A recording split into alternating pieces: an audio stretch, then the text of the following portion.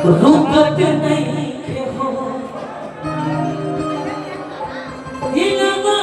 के हाल के हो बुझत नहीं के हो अब तो हर खान की दिया सुनाए लगो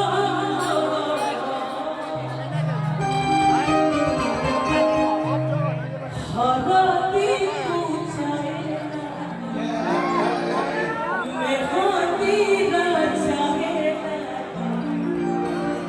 जान हमार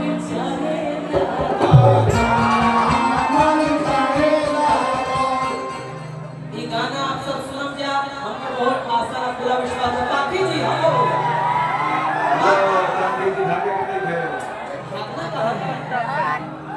आप तो मिली हैं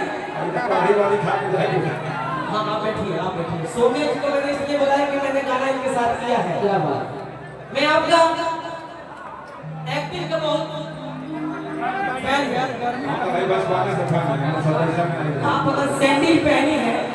तो उतार सकती हूँ मैं भी चप्पल उतार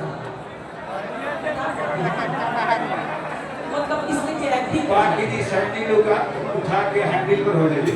बोल दीजिए कोई दिक्कत नहीं है इससे आपके पाँव गंदे नहीं होंगे थोड़ा बहुत एक्ट करना है आदरणीय अरुण यादव जी के आवाज पर हमने को उपस्थित बनी जा भुवनेश्वर बाबा की हमने के आवाज पर उपस्थित बनी जा आइए और मैं आपका भाव देखना चाहता हूँ अरे बैठ अच्छा खोले कब वो बैठ के खोले कब